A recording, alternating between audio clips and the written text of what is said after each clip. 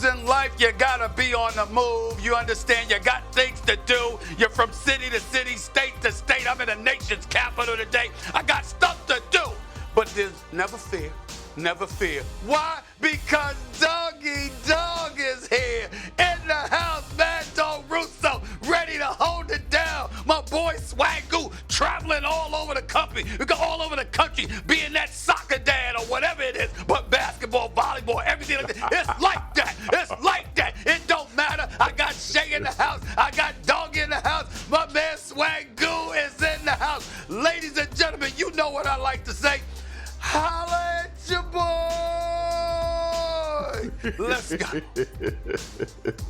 I am levitating with excitement over the performance of CeeDee Lamb last night, of George Pickens last night. Javonte Williams. This is unbelievable. The Eagles think they're going to beat this team 13-10, Jeff Saturday? I don't think so. The Cowboys are going to put up points on Sunday. They're going to beat the Eagles. They're going to go into Thanksgiving with a chance, and that's all they need. You're saying there's a chance. Yeah, Greeny all in now on the Cowboys. He's going to hold on to that one for a little bit. Good morning, everyone. Chris Russo, you might know him as Mad Dog, here with us. We got Swagu, obviously Stephen A. as well. And yes, I am Shae Cornette. And guys, guess what? We can turn the page to week 12 in the NFL season. We're here. I can't believe it. And the highlight is going to be the Dallas Cowboys. What? Taking on the Eagles in Jerry's world. This game, so much more interesting after the Cowboys dominated the Raiders on Monday night and looked to be much improved, especially on the defensive side of the ball. Monday was the first time we saw the Cowboys trade acquisitions take the field, along with those that came off the injury list, put on quite the display against the lowly Raiders. But can it carry over Sunday against a divisional opponent? Look, the Cowboys enter the game on Sunday with a 7% chance to reach the playoffs, 10th best in the NFC. With a win, the chances increase to 12%, but with a loss, they will have only a 3% chance to make it. So they got to have it. Here's Greeny going all in on the Cowboys. You might as well go all the way. Yes! Yeah. Which one of these is the front here? The small side. The small side is the front? Okay. Well, how's this look? Oh, yeah. Okay. I got two options. That's it, right? Oh, This is option A. I like it. I like Option it. A. And then I've got Got option another option. B. No. No. You're a villain, Greeny. You're a villain. Wear the black hat. You're a black hat. All right, fair enough. Let's go, Johnny. Just take that piece of lint off the front of it. Yeah, there you go. How's that look? Yeah. How's that? Tough. Yeah. How about that, Got it, Stephen A? partner. How about You that? got to hit us with a how about them Cowboys. How about them Cowboys? Oh, Greeny, if the Cowboys lose on Monday, it's going to be a long day for him. But hey, Stephen A., he's leaning into the bit, okay? If Dallas can beat Philly, do they have a shot at the postseason? You mad he put a cowboy hat on? First of all, how dare him? How dare? Not only did he put a cowboy hat on, that's my cowboy hat. The producers at Get Up, you understand, took my hat and gave it to Greeny. How offensive! How offensive! I am offended that they would do such a thing. They got some explaining to do right now, and here's the biggest reason why they got explaining to do. Because it looked better on him than it did on me. I gotta admit it. It looked better on him than it did on me. I'm really offended by that. Greeny. Having said all of that, we gotta be fair-minded here. Cowboys got a really damn good chance of winning this game. I think Monday morning, I think I'll give it a 50-50 possibility that the Dallas Cowboys, Greeny comes back on first take, strutting and flexing and all of this other stuff. Dak Prescott, since Nick Sirianni has been the head coach for the Philadelphia Eagles, Dak Prescott is 4-2 against them. All right, and this is including the 24-20 loss in the season opener.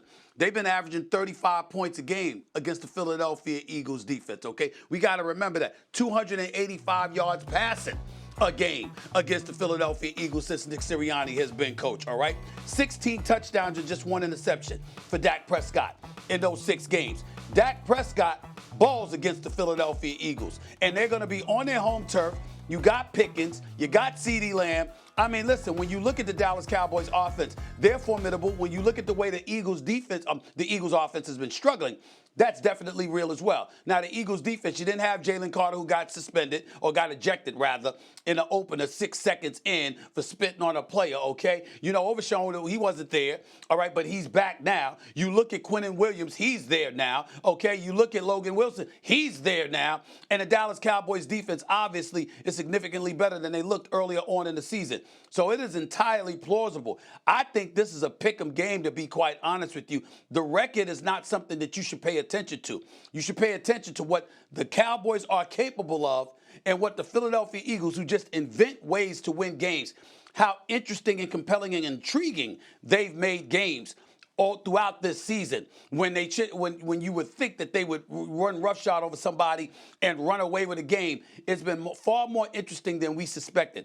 I suspect that's going to be the case Sunday, and we'll see what happens. Stephen A. yesterday was making fun of the Cowboys because they beat such a bad Raiders team, and now it's a 50-50 chance they win on Sunday? Well, listen. Greeny has convinced you as well, my friend. Let's be accurate, Shae. Here's what happened.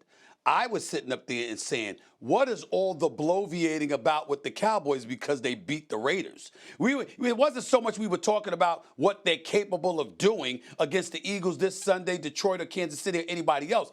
It was that everybody was acting like they wanted to throw a parade because they played a moribund team like the Las Vegas Raiders. I mean, we're talking about Sin City. What happens in Vegas stays in Vegas. And you got people in Vegas that don't want any association with the Raiders. That's how bad they are. And we were making a big deal about that. I was like, what the hell? Did they play the Raiders? What are y'all making such a big deal over it for? That's all I was saying, but I understand.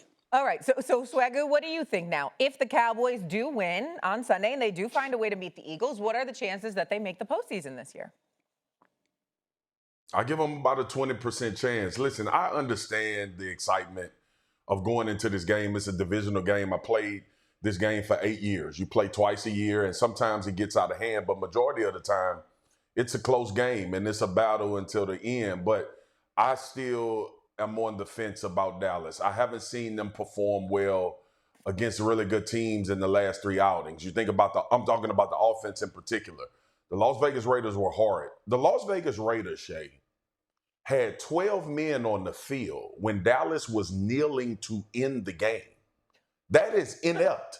I think that's the first time I ever seen that in my life. When a team is in victory formation and you have too many men on the field. That's how bad the Las Vegas Raiders are right now. But beyond that, when you start talking about Philly and Dallas, obviously Stephen A. made great points about how Dak has performed. But this team, the last 2 good defenses that I've seen them play from an offensive standpoint, hasn't performed. Now, we know it's in them. We've seen them be explosive early in the year. We've seen them go against Green Bay's defense and put up 40 points and end in a tie. But I just have to pay attention to Dallas when it comes to this type of game, this type of atmosphere. Now, here's the difference. And not to bring it down, this team is playing for something more than football now. Like, this has changed. The attitude, the atmosphere. We were there Monday night in Las Vegas, which has nothing to do with the Raiders. This team is playing with not only heavy hearts, but they found a way to come together and band together in the midst of Marshawn Neal passing. But when you think about Philly and how this team is played and who they have played, Mad Dog, is my big thing. Philly has beat every good team in the NFC, regardless of how it's looked and how many points they've put up on offense and how many and how bad Jalen has been in the tweets and the texts. And you know, you and I have talked about this, how I think this team thrives in adversity. I'm not willing to go out and say, based on what I've seen from Dallas and based on what I've seen from Philly, who's been playing top-notch NFC division opponents and winning those games, even though it's been ugly, that Dallas can get a win against Philly, who I think is still the best team in the NFC until somebody beats them. Yeah, I agree with that, Swagu. And hello there, Shae. How are you? Couple things. Stevie's right. Dallas is plus 165 this week on the money line against the Eagles. That is a great bet. And speak to me about that because I took Carolina last week at plus 170 against Atlanta, and I coupled them with Dallas, and it paid 4-1. Perfect. You can buy our coffee. So if anybody knows about the gambling, it is yours truly. Got it. Secondly, it better be a halfway decent game. Did you see the 4 p.m. schedule?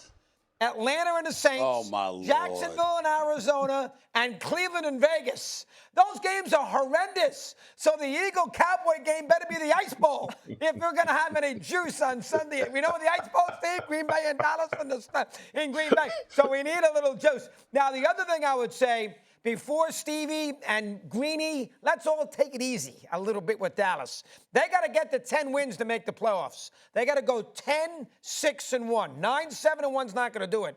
10-6-1 in the NFC. Do the math. They're 4-5-1. That means they got to go 6-1.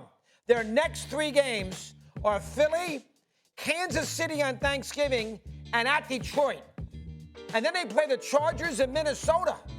So let them see if they can win 2 out of 3 here before I start thinking postseason scenarios. And I give Joe Buck credit because I love Joe. And I said, Joe, do me a favor. Don't tell me about playoff possibilities when you're doing the Raider game because nobody cares. We all know they're not making the playoffs. But then ESPN has to put in the right column. Dallas is sniffing the postseason with their win in the second half. They are sniffing nothing at the end of that game. Comes out, I know he means business, and he was all over that with you, Marcus. Go ahead, yeah. Let me remind everybody too, Stephen A. and Mad Dog. Remember, the Chiefs are a reeling football team that's going to give everything they got because they have to win. And the Lions are just coming off that loss to the Philadelphia Eagles where I'm sure that performance. So it's not like they playing teams that's getting high on the hog or they feel like they cruising or already in the playoffs. These two teams, after Philly is in great position. But after Philly, when you play Kansas City and the Detroit Lions, you are going to get their absolute best game because they are not clearly in the playoffs yet either. So with both of those teams, that's something to think about as we start thinking about Dallas having a chance to go 2 out of 3 in these next 3 weeks in order for them to have a chance to make the playoffs. I would feel a lot better if it was normal Kansas City who was already in the playoffs and rolling normally like they rolled, and Detroit wasn't having the loss against Philly coming off a 6 points performance. So there's a lot at stake in these games for the teams they playing as well. I think that it's 2 trains of thought here. If the Philadelphia Eagles win 2 of the next 3 games, going against Philly, if Dallas wins 2 of the next 3 games, going against Philly, Kansas City, Detroit, they win 2 of those 3 games. I think we have confidence that with a playoff berth on the line, they can run the table against those other teams. Minnesota with J.J. McCarthy, the Chargers with their injuries and being up and down, never knowing when they're going to show up. They go into Jacksonville the other day and get their ass kicked. I mean, we didn't see that coming. You believe that they can get it done. So it really comes down to what you're going to do over the next 3 weeks. Are you going to win 2 of these games? Yep. Dallas wins 2 of these next 3 games. I think Dallas goes to the playoffs. I think they got a damn good shot. They lose 2 of these next 3 games, or dare I say all 3, it's obviously over. That's what it comes down to. I think Dallas' season is on the line over the next 3 weeks, but they do have a chance because the teams that are ahead of them, even though they lost to Chicago, who's ahead of them, even though they tied with Green Bay, who's ahead of them record-wise, even though they've lost to Arizona, who's on the outside looking in, you see some of this stuff. Here's the bottom line. You got a lot of these teams that are playing one another and are going to be beating up on one another in the West, in the North as well. And so you have to take that into consideration. Carolina beat them. You still got some games in the South to have to deal with. So you've got teams that have a schedule that'll get in their way, that'll give the Dallas Cowboys an opportunity. But that's assuming Dallas handles their business. Doggy, I agree with you. They have to go 6-1 minimum over their last 7 games in order to make the playoffs.